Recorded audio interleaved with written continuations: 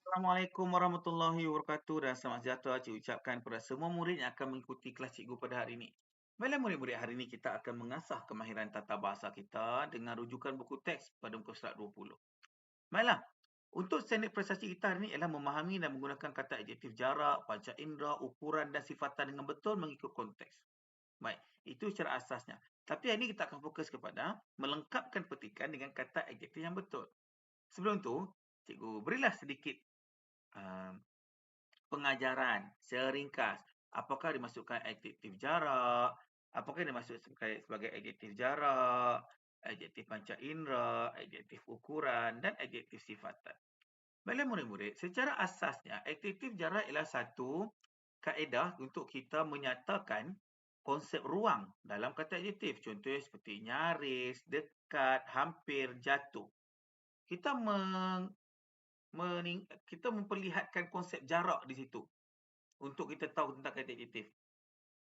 Untuk panca indera pula ialah bagaimana kita melambangkan sesuatu kata adjektif menggunakan panca indera yang kita ada. Contohnya jika kita cakap indera sentuh, mungkin kata adjektif yang timbul ialah lembik, kasar, licin, halus, kesat, keras.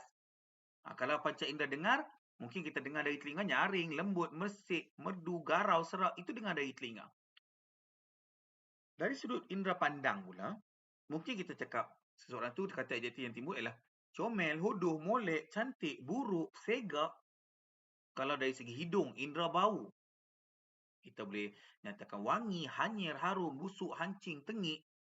Dan yang terakhir sekali ialah indera rasa, menggunakan lidah.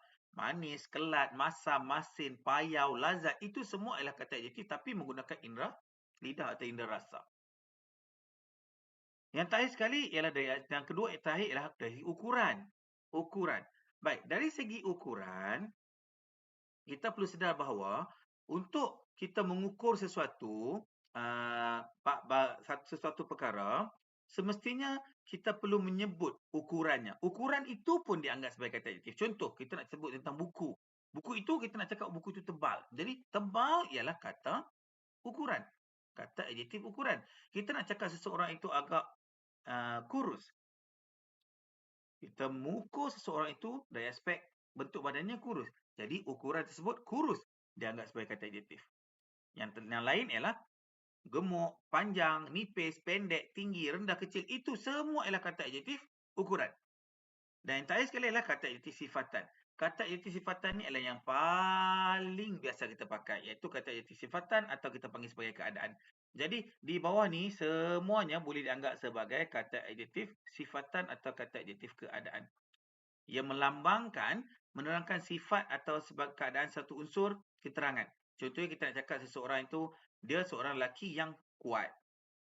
Dia seorang murid yang pintar. Jadi penerangan, keterangan terhadap sifat sesuatu benda, itu dianggap sebagai kata adjektif sifat. Baik, selesai untuk kita kenal pasti serba sedikit berkaitan tentang kata adjektif, iaitu jarak, panca indera, ukuran dan sifatan. Sekarang ni, satu latihan mudah untuk murid-murid, iaitu murid-murid perlu mengisi tempat kosong menggunakan kata adjektif yang telah disediakan. Baiklah, jom kita baca dahulu, kemudian kita buat sama-sama untuk perenggan pertama, kemudian murid-murid boleh buat untuk perenggan seterusnya. Okey. Setiap murid ingin mendapat keputusan yang apakah yang sesuai? Adakah yang selesa, yang senyap, yang tekun, yang awal, yang mudah, yang efektif, yang cemerlang, yang rajin, yang baik atau yang baru? Baiklah, betul. Kita perlu mendapatkan keputusan yang cemerlang. Kita perlu dapatkan keputusan yang cemerlang. Baik, selesai untuk cemerlang. Kita sambung bacaan. Hal ini demikian kerana keputusan yang cemerlang dapat menjamin keselesaan hidup pada masa hadapan. Tanpa pencapaian akademik yang, apakah yang sesuai? Adakah yang selesa, akademik yang senyap, akademik yang tekun, akademik yang awal, akademik yang mudah, akademik yang efektif? Efektif maksudnya berkesan.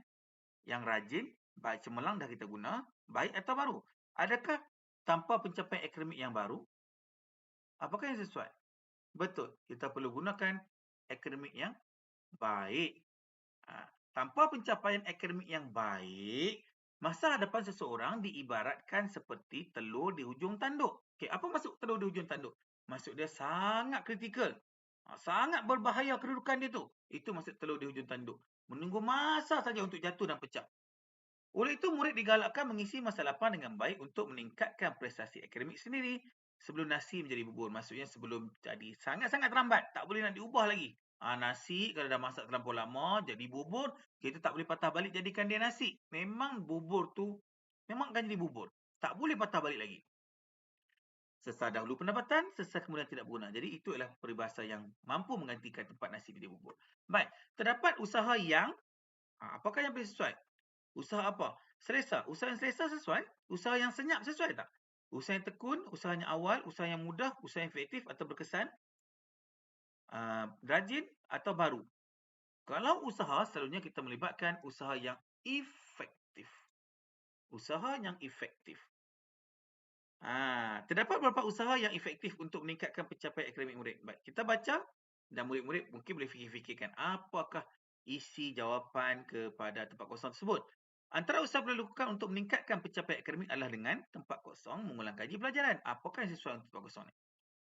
Setelah waktu persekolahan, murid-murid disarankan mengulang kaji pelajaran yang diajar di sekolah secepat mungkin. Tindakan sedemikian adalah untuk memastikan ilmu yang apa diperoleh itu tidak apa dilupakan.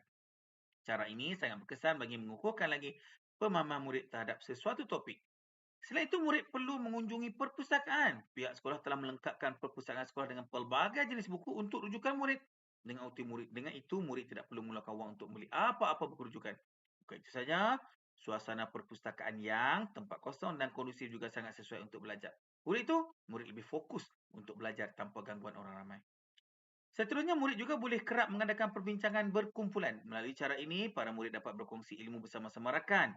Ilmu pengetahuan ahli kumpulan juga akan ditingkatkan. Ahli kumpulan boleh saling melengkapi dengan berkongsi nota dan latihan yang mereka ada. Dengan belajar bersama rakan-rakan, murid dapat belajar dengan lebih apa. Lantaran itu, belajar secara berkumpulan dapat membantu murid untuk belajar.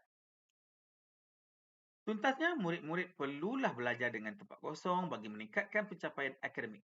Bak kata peribahasa, sesar dahulu pendapatan, sesar kemudian tidak berguna. Oleh itu, murid harus membuat persediaan tempat kosong untuk menghadapi peperiksaan. Baiklah, murid-murid, cikgu dah selesaikan untuk perenggan yang pertama. Murid boleh selesaikan untuk perenggan kedua, ketiga, keempat dan kelima.